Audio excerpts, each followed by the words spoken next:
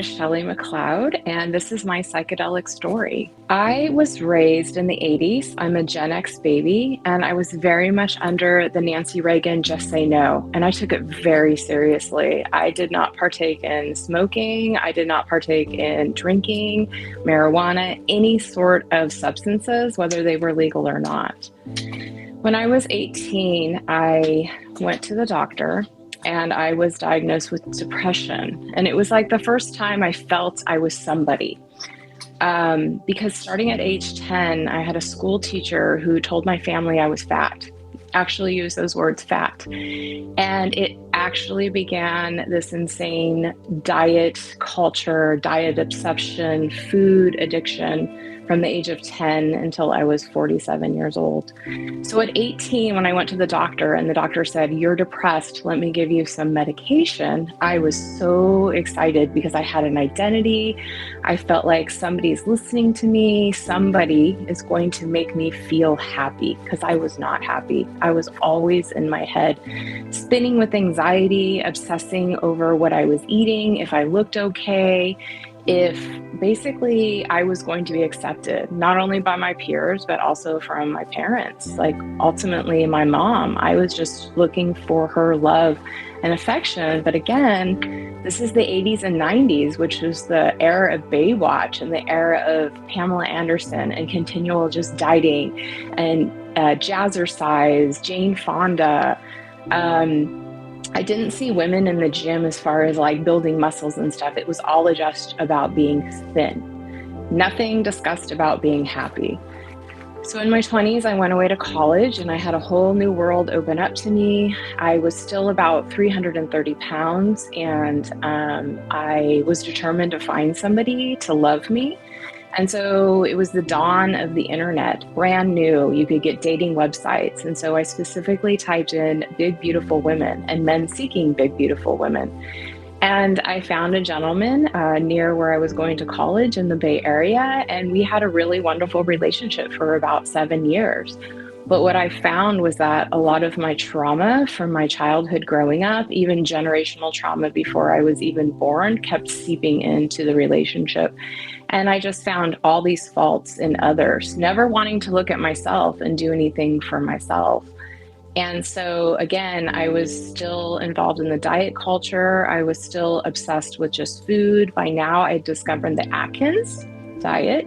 And so I was low carbing. And apparently, I don't remember a lot of this, but my friends from back in the day remind me I was beyond obsessed with counting my carbohydrates and making sure I could only have 20 carbs a day and just having this crazy diet obsession, which now I'm able to reflect back on. I didn't have joy in my life. It was really revolved around food. What made it really interesting was then I would go and binge. I believe I binged food several times a week in secret. Occasionally, I would also started experiencing bulimia, so the binging and the purging, but I would just binge food to suppress my emotions. So not only was I taking the SSRIs, but here I am binging food and suppressing my emotions. And nobody knew the secret, nobody. And so I went through the dot-com crash in 2001. And I was at a crossroads. I really didn't know what I was doing with my life, with my career, with anything. I decided to go back to school for nursing because nursing was a steady, stable profession. And it gave me yet another identity. So first I had the identity of a depressed fat girl, but now I would have the identity of, hey, I'm a registered nurse and a depressed fat girl. I was just looking for anything to spark joy in my life because I thought I had to find it outside of myself. So I went on and became a registered nurse and was in that profession for 18 years at the bedside. First starting out in the emergency room because I got such a thrill and such an excitement from helping people, from being a part of something, being part of a system, being able to run insane traumas, navigate emotions, but really I wasn't navigating them because it would occur and I noticed I didn't take the time to provide self-care for myself or even any kind of debriefings. The debriefings I would have with my staff were based on, hey, let's go behind the dumpster at the liquor store and let's just drink beer and just say, wow, that was a night and we survived. And that was how we had our camaraderie. But over time, I just felt heavier and heavier and heavier. I changed medications multiple times. I also had gotten involved in a new relationship, and that was not going very well. And I had a child. And as that relationship was falling apart, I recognized I can't be alone as a fat person. This was about 2009. There still was not the inclusion acceptance that I see now. And so I made the decision to pay out of pocket and go have weight loss surgery. And so that's exactly what I did. I went and had the vertical sleeve, and it was great. It was super successful. I did extremely, extremely well until I recognized I still was not processing my emotions. I still was not processing my food addiction, my various addictions, because once I had the weight loss surgery, other things started occurring in my life. I separated from my son's father, and then I got involved in a new relationship in my thin body. And so here I am, a whole new identity as this thin woman, but I'm still carrying around the shadows and the ghosts and all of the issues I had when I was heavy.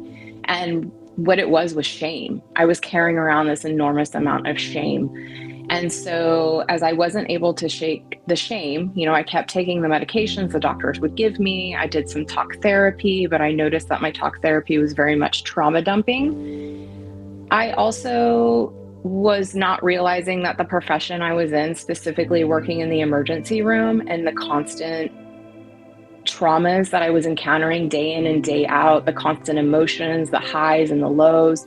Yes, they were giving me super highs and I felt amazing, but the lows were low. And I was drinking, I was taking pills. I would get prescriptions from my doctor and the pill bottle would be out within 3 days and I wouldn't know.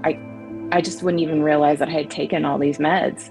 And the drinking just got to the point where I was blackout drunk every single night. And it just wasn't progressing in any way. And basically what happened was I went to rehab a few times and I recognized I needed to start getting things together in my life, but I was still in the shame space. I feel the Western profession really does promote more shame, especially every time I visited my doctor. And if I tried to express to them what was going on with my sobriety, it was literally just keep going to AA, keep going to AA. But secretly, I wasn't resonating with anything going on in AA because, again, it felt like a shame space all the time. And so COVID hit in March of 2020, and I was on the front line. My hospital was going through a strike with the nurses, and I was in administration. And so I had to actually work the front line in ways with teams, with just in ways I can never describe to anyone except for those who have been within it, especially when it first started. And so as I worked throughout the profession, or throughout the whole pandemic, and recognized just the lack of resources, the lack of support, the constant fear, the constant shame, not only within myself, but then the leadership within the hospital, everyone that I was working with, it was a constant fear-based state. My drinking became out of control. My eating became out of control. The 100 pounds I had lost and maintained for almost 10 years, I gradually gained almost all of it back. And I just knew there had to be a different way out. Nothing was helping with the medications. I was doing what the doctors were telling me to do, but I wasn't feeling any of this. I didn't feel anything. I just was checking a box and being a robot and trying to survive because I was trapped. I was literally in such a brain fog. I asked my doctor for ketamine therapy, and he said, you have to be suitable for ketamine therapy. And I literally asked him, do you not read the checkoff list I give you every time I visit? I'm literally telling you I'm the worst of the worst. Just because I'm not telling you I don't have a plan doesn't mean I'm not in those energetics of being just not wanting to get out of bed. And so it was at that time I just decided to take radical responsibility for my own mental health. And I had known by reading, I've always been on the forefront of different holistic practices. And I knew psilocybin was something that could help with alcohol and anxiety and a whole bunch of other things. I started researching this, going and taking basically a magic mushroom trip up in Oregon. And at the same time, I started using marijuana. And when I started using the marijuana, my anxiety and my desire to drink went away in a way no medication, no pills I was addicted to ever did. And I finally started feeling more grounded and in my body. And as I was able to start to be in my body and have this awareness and give myself the permission to be in my body and not such in a programmed way, I began to feel back as myself. Shelley, the woman, Shelley, the little girl who's loving and needs nurturing and has love to give to others. And so as I really just felt just a relaxation that I didn't know I needed, I started opening my mind to going up to Oregon and taking a trip, literally. And so that's what I did for my birthday on January 14th, 2022. I flew up to Oregon and I took a journey with psilocybin with 5 grams, and it profoundly saved my life. And there were many things that happened on that trip, but the biggest takeaway was that I was the light. I was the love. I have everything I need inside of me. I am very well supported by everybody. And it was once I saw all of that and I came home and I was so much more grounded. I had energy I'd never had. I had memories dropping in that I didn't realize that during my time in the emergency room for 18 years, I had suppressed because I was in such survival mode with what is now known as chronic PTSD. None of my doctors noticed this. None of my doctors even noticed that I also had ADHD, which was preventing me from my mind properly processing things. And it was just because I was in such a heightened state of anxiety and pretending. I was also a very hyper independent female, pretending everything was always okay because I couldn't let anybody see that it wasn't okay. It was such a shame factor. And so now it's been almost 2 years and I take a trip, so to speak, probably every 2 to 3 months, like a really large dose. And I get grounded, and it allows me to see the different areas of my life to work on, the different areas of my life to love myself, to forgive myself. A lot of times when you hear about addiction stories, you hear about all the tough times and whatnot, but when I'm taking my big journeys, I'm giving myself the love and compassion that I never had. I'm providing that in ways that I'm able to reparent myself, that I'm able to feel and be and not be ashamed to be a crying mess on the floor. Some of the biggest things is I don't have the repeating patterns in my head from all the traumas that I would see from the emergency room. I don't have the repeated bad things that were always happening, the emotions that people were projecting. I know how to process my own emotions and also provide support for others because I got to the point where I could not provide support to anyone. I mean, I barely could provide it for myself. I also am able to spark creativity again because the funny thing is I never wanted to be a nurse. I only went into nursing because it was stable. I majored in art. I was a studio artist. I had a large 4x5 camera and I would tote it around, and I was doing body dysmorphia projects 30 years ago when, like I said, I did not see anybody overweight represented anywhere, and I was representing myself. But then the circumstances happened and I wasn't able to maintain the nervous system. You know, I had other people's stories in my ear. I had the diet trauma. I had, I'm not good enough. Just all of these different things like imposter syndrome and whatnot, which now I'm able to face, and I'm able to help myself to then appear as my most authentic and no longer mask, no longer be on SSRIs, no longer be listening to the psychiatrist who just want to continually put me in a box, but instead be a part of communities that accept me for who I am. Communities that when I let them know, like, hey, I eat every 2 to 3 hours and I eat protein. And they accept me because I've actually also had to reparent, relearn, deprogram all of the dieting that I had since 10 years old, because it was all wrong.